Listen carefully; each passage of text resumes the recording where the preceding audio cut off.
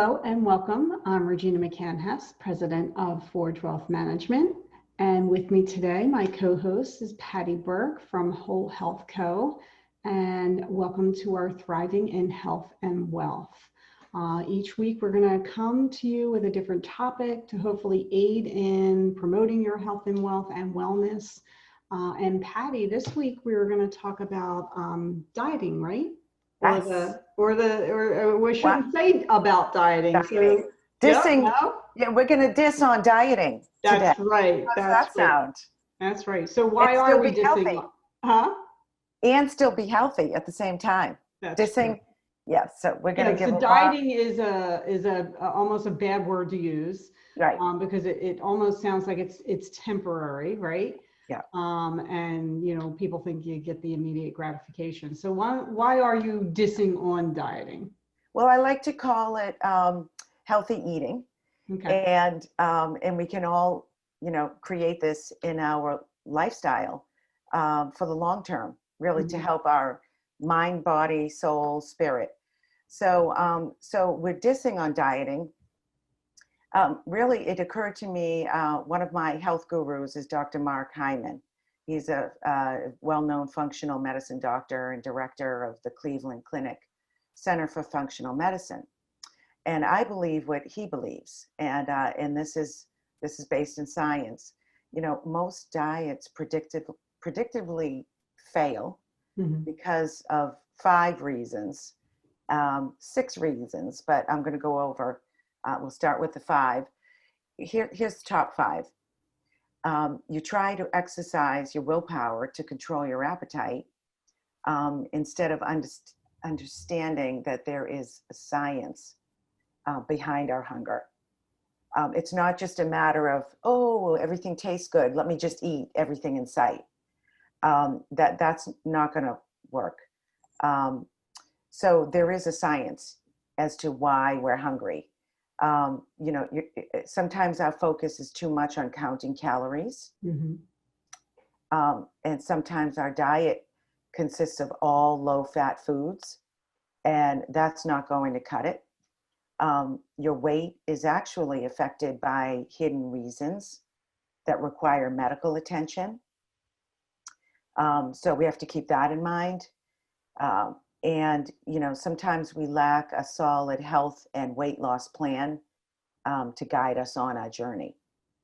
So those are some reasons why. And Dr. Hyman also says when the average dieter loses weight, they also lose muscle and fat. But once they regain the weight, they gain back only the fat. Which is ultimately slows down your metabolism. Right.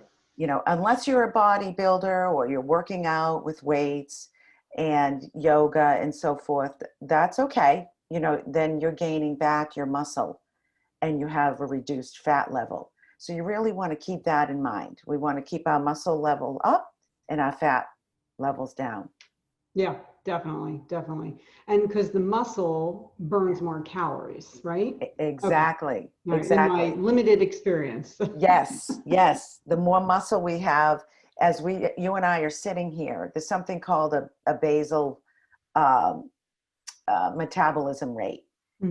So it's our resting rate when we are burning calories. Okay. The more muscle we have on our body, the faster we're burning calories. So just sitting here, talking with one another, we're burning because our heart is pumping, our blood is flowing, our organs, we're breathing. And so that's a basal rate. But the more muscle we have, we're also increasing calorie burn. And if we have very low muscle and more fat cells, we're just not burning, even at a sitting position. Right. That makes sense. So I know, when you work out, the object is, try to burn the fat, but build the muscle, and because of the way that works, like the way you just explained. So that makes a lot more sense. Absolutely. Plus, it's great for bone density, especially as we get over 35 in age. We definitely want to be doing light weights or some interval workouts especially for women, so that it increases our bone density. So we want to Right. be aware of that. Right, because we all have to worry about the osteoporosis coming down the pike for women. Yes, It's a big concern. And that's a good definitely. point. It is a good point to encourage women to still work out, even if they Yeah, are healthy, but to work for that bone density and, you know, the muscle, and to keep yep, going in the right direction. That's yeah. great. And you'll be surprised, even small activities um, can help us even as we age. So we Mhm. don't need to be doing heavy weights in the gym or see a trainer if we're 60, 70, 50, whatever. You can just do some push-ups. Any kind of weight resistance or body resistance Mhm. will help to build that muscle. So Oh, we can wow. come up with sit-ups, push-ups, some bicep curl, simple ways.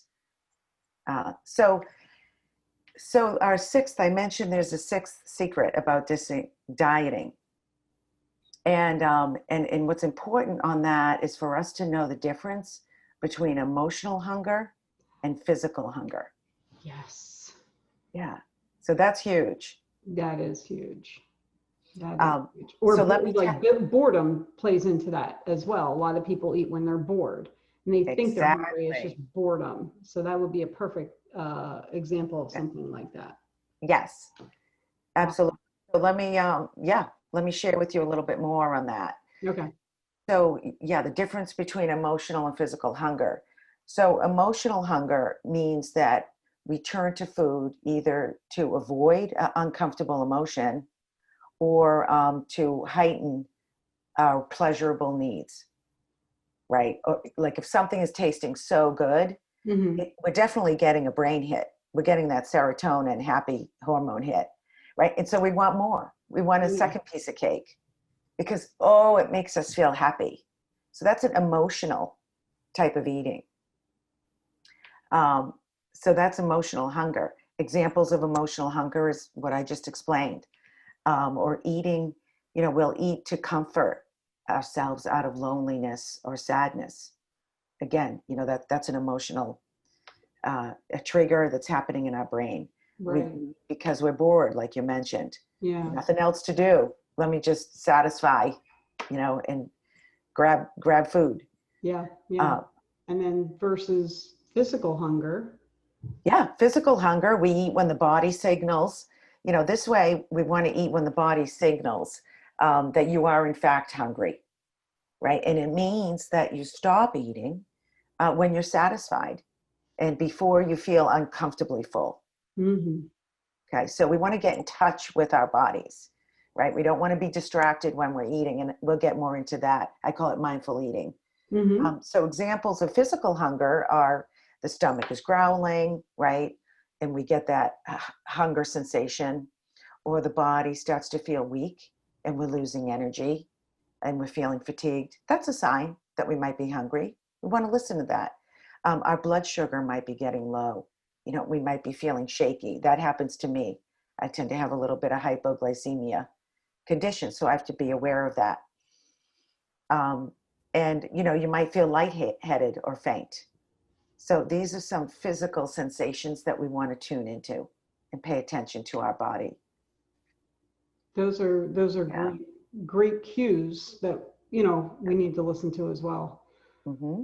Um, I know sometimes I can feel that low energy, Yeah. and it's because I'll look up at the clock and it's 2 o'clock and I haven't eaten lunch. I'm like, oh, Yeah. that's why I don't have any energy. I better go eat. Yeah. Exactly. Oh Exactly. gosh, that's a great example. Great example. Yeah. So we Um, we want we want to free you from being a slave to your food. We want to. I'm trying to point out that just by being more in tune to our body and really what it needs, it doesn't need a ton of food, and it doesn't need to be fatigued and starving either, right, right. right?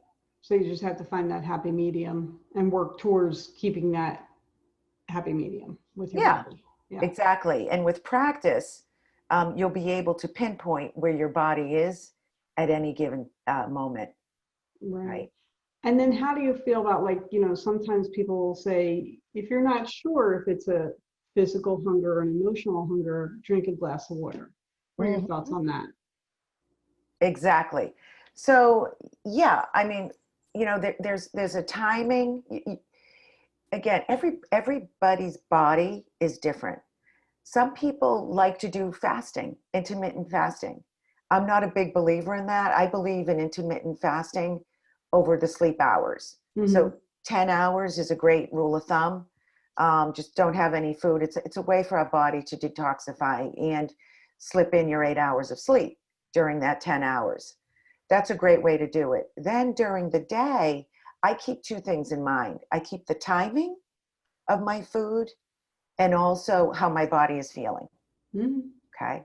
So the timing is um, uh, to have some kind of snack or a meal, say every 3 to 4 hours. Okay. Okay. But we don't want to become compulsive eaters in that type of time frame. We just want to be careful eaters. And we'll talk about that. We'll talk about the key items for non-dieting. It's what to eat and how to eat. Okay. And so what I keep in mind and when to eat, but that's something that you can figure out what your body needs. Again, Right. some people might go 5 hours without Right. having a snack. That's okay. That's okay, because then you might take in a few more calories in that snack or meal than I would.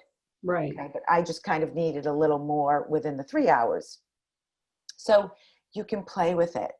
Okay, the thing is to not be taking in too many calories, and then you want to pay attention to the quality of the calories, right? So let me share a few secrets about how you can use this information to up level your health.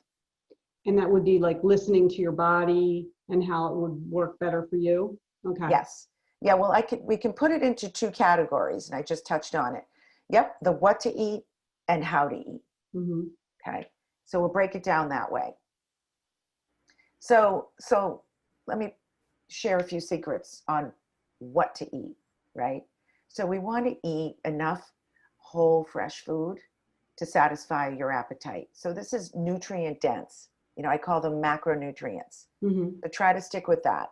And there's three basic macronutrients that we can include in our snacks and meals. That's a level of proteins, fats, and carbohydrates. Okay, we want to keep complex, healthy carbs like vegetables, whole grains. Our proteins can be plant-based, Mm-hmm. um, animal-based. Go heavier on the plant-based than animal. And our fats go healthier with our healthy fats. So when I speak of healthy fats, it means our omega, those that have the omega-3, omega-6, things like avocado, Mm. nuts, That's seeds. exactly what I was thinking about. A nice juicy avocado. Yum. Really good for you. Yeah, Yum. and don't worry about the calorie count necessarily. Don't have a whole avocado. You could have a quarter or a Mm-hmm. half Mm-hmm. chopped up in your salad or spread on your morning toast with an egg, plop an egg on there, and that's a great healthy breakfast. And I add a little bit of spinach. I just Yeah. kind of layer that kind of a breakfast. So now you're making me hungry.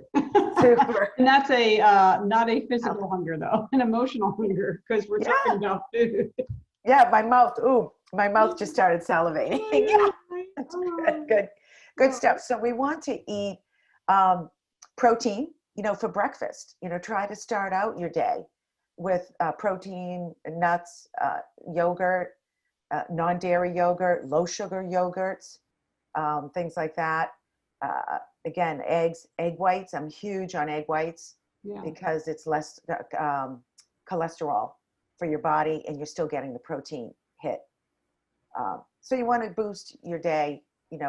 Nice oatmeal is great in the morning. You could add a little bit of vanilla protein powder or add some slivered almonds uh, for your protein. Mm-hmm. Good. That all sounds yummy. So also recommending eat your last meal. So let's jump to the last meal of the day. Mm-hmm. Eat your last bedtime snack or your last meal shoot for 3 hours before your bedtime. Okay. Okay. So this helps both your sleep and your digestion. So both of those body mechanics, they take up energy, high energy, little do you know. Our sleeping takes up our energy and our digestion. And we don't want them fighting with each other. Right. You know, we want both of them to be the highest quality that you can get. So that's the 3 hour, you know, bedtime tip. We want to Right, keep that makes up. sense. That makes sense. Because, and that's probably Yeah. where a lot of your emotional eating would happen anyway, you know, between Yes. dinner and bedtime, you know, oh, it's 9 o'clock. It's time for my snack, whether or not you're hungry or, you know, Or you're you're just, bored, or you're yeah, watching TV, or you're eggs. having an alcoholic drink. Yes. Calories. Yeah. Okay. Yeah. Sorry to say. So, and here's the biggest problem with eating and drinking at night after 6 p.m. As we age, it's harder to burn our calories. Mm. Our metabolism slows down, and we can, if we go to bed with drink and food in our body, guess what? It's turning to fat. We don't have the chance to burn it. So if we want to stay calorie aware, um, just load up on your food earlier in the day, and try to have that glass of wine right around 6 o'clock rather than 9 o'clock. Good point. Okay. So you're still allowing people to have their glass of wine, I see. Absolutely. Sure. Hey, I'm all Italian over here, and over in Europe, they drink wine with every meal, even at lunch. It's like a That's a little beautiful thing. cupful.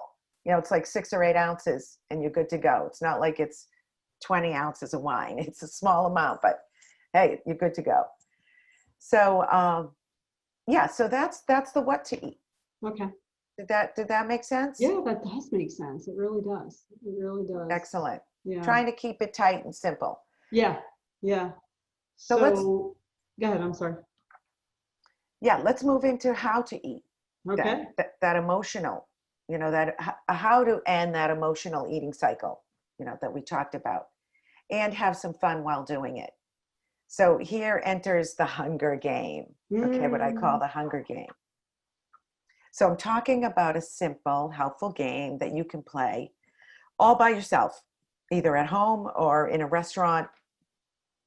And again, it's practicing that body awareness with this hunger game. It's a type of mindful eating. So so here's the thing. Let's talk about that hunger and that fullness. I call it a hunger scale and fullness scale. Oh, okay. Okay, so picture a thermometer type of thing with 1 on the bottom, 10 on the top. And for our hunger scale, 10 is a starving level. Okay. Okay. So we want to start prepping our food and start eating when we're at a hunger scale of 4. Okay. And so this is something to figure out on your own, where that timing is, or where your tummy or how your body starts to feel fatigue. Try to get a handle on where that level 4 or 5 might be.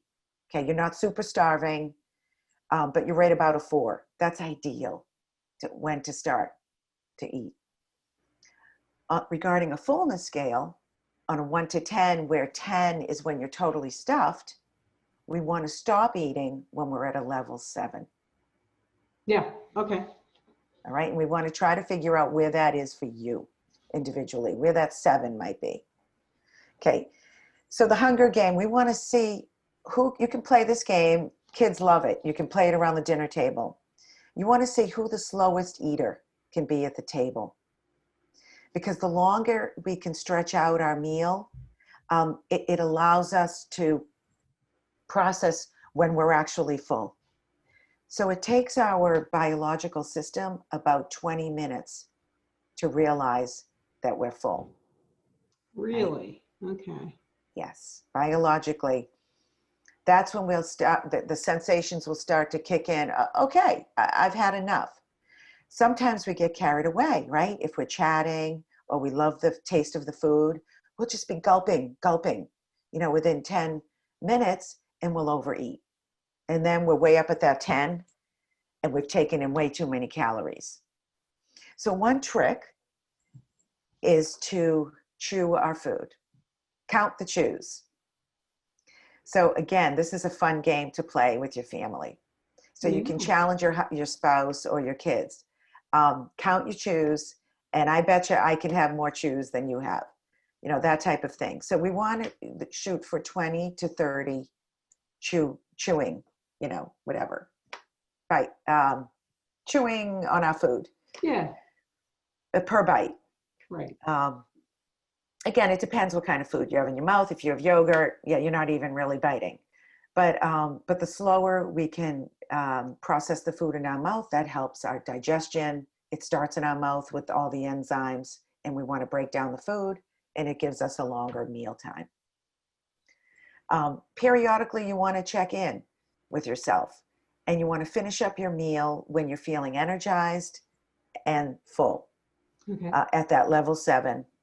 And I practice by putting a napkin over my plate, or cross your fork and your knife over your plate. There can be leftovers that you can have the waitress wrap it up for a meal tomorrow, or package it in your refrigerator, and you can have that the next day. So there are some tricks and rituals that will help you to gauge, you know, what to eat and how to eat. Yeah. And I hope, you know, some of those tips were helpful. Well, definitely helps me understand why my mom is so skinny. She takes her time with her meal. She's always the last one done, but she enjoys every bit of it, but she's a very slow eater. And so now I get her secret. She's got it. She's got the secret down. Good for her. Yeah, no, she's pretty good. She's pretty good. Yeah, so, I'm guessing she's an intuitive kind of person as well. Yeah. She just has sort of learned to trust her intuition and listen to her body. Yeah. And it helps. You don't really see her doing the emotional eating and the snacking and Yeah, definitely not in the pantry the way my kids are in the pantry, or I am in the pantry. Yeah. Yep, it happens, you know, life happens. We all have things on our mind. We have things we're doing. And we just kind of need to, when it comes to our health, we just kind of have to slow down and pay attention to what's really working for us, what's needed, and what is, where are we going off course? Right. You know, and where is that actually hurting us rather than helping us? Yeah. So now we understand why diets don't work. Can you share some top secrets about how to up level our health? Yeah, well, that was a lot of, that was a lot of what I just covered in detail. It's related to our overall health. And here's the thing, here's the biggest secret of all, really, in closing up this topic, is, you know, how do these habits really come about? You know, it's easy for us to spew all this information, but the biggest secret is that these habits don't happen overnight. You know, just by taking in this information, it doesn't magically mean that all of a sudden you guys, our audience, is going to be able to kick all of this body awareness into overnight success for yourself. Right. So I tell you what does help. Well, first of all, science tells us it takes 3 months to change a habit. I believe that. Yeah, and you know where it comes from? Our brains. Our brains trigger our thoughts, and our brains trigger our actions, and our actions create our reality. Okay. Believe that. For sure. So what does it take to start to implement some of these tips we talked about? It takes awareness. It takes self-awareness and mindfulness. And how do we start to practice that? You know, I started years ago, about 7 or 8 years ago, with some daily meditation. Just a 10-minute, 20-minute, once a day, slow my brain down. It was uncomfortable in the beginning. But that was my type of body awareness. to start training the brain. Other people go for a swim. My husband hops in and does a swim 20 minutes a day. That's a type of meditation. It's a time when you can disconnect from everything around you. You know, other people like to get on a bike, you know, go for a run. So just be sure that you're sort of taking the time to bring in your five senses. And that helps to practice mindfulness and body awareness. So you don't really always want something in your ear like news or your Facebook in front of you. That's not really what I'm talking about for developing these body awareness habits. Yeah, definitely not. Yeah, We could do a whole nother segment on that. exactly. Hey, you know, and that's all good information. There's a time for everything. Yeah. And you could have an hour a day to take in your Facebook if that, you know, works for you. But regarding our overall health, one of the biggest tips is to start to be self-aware and more mindful. And then lastly, setting up the right support and accountability for yourself. And that's where you can do it on your own. You can pull in a friend to remind you about, you know, stocking the cabinets with healthy food, what to include on your shopping list, share healthy recipes. You know, did you, you know, did you get your chews? How many chews are you up to this week? And a big piece of accountability is where my profession comes in, and that is health coaching. A health coach helps to provide guidelines that we just discussed, and helps to keep people accountable, keep you motivated, excited, you know, keep you on track, and have you reaching your goals. Right, and it also provides that accountability, which, you know, I know a lot of us need that accountability to keep us on our path.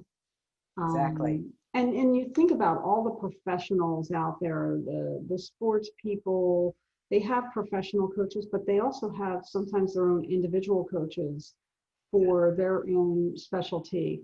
Business people have business coaches. So, you know, when you're trying to improve something in your life, having a coach is, I think, extremely helpful. Especially when it comes to our health. Yeah. Right? If we don't have our health going for us, not much else is going to go well for us. I agree. Truly. I agree. It is one of those staples, you know, that we just need to pay more attention to. And then you'll just really start feeling good with higher energy, better productivity, clearer brain. Right. And it impacts a lot of aspects of your life. Totally. It really does. Yep. Yeah. Great. Well, thank you for sharing all this amazing information. As always, amazing. But again, can you share with us, you know, if anyone wanted to reach out to you for, you know, more information or assistance, can you tell people how to find you? Sure. Well, I've been very active in really bringing wellness to the workplace. So I have partnered with a friend of mine who's a benefits consultant, has that background, and I have my health and life coaching background. And we're now concentrating on helping our depleted workforce out there, you know, helping them strike the right work-life balance and a healthy well-being for themselves. So I can be found at Whole Health Co. So it's wholehealthcollc.com is our website. Feel free to reach out through that, and you can learn more information. And I also have my own health coaching business, which is wholebodyfocus.com. Excellent, excellent. Well, thank you for joining me, and Sure. we look forward to more episodes and learning from you on our Thriving in Health and Wealth series. I'm Regina McCann-Hess, president of Forge Wealth Management, and you can find me at forgewealth.com, and I'm on Twitter, Facebook, and YouTube at Forge Wealth, and in LinkedIn, Regina McCann-Hess.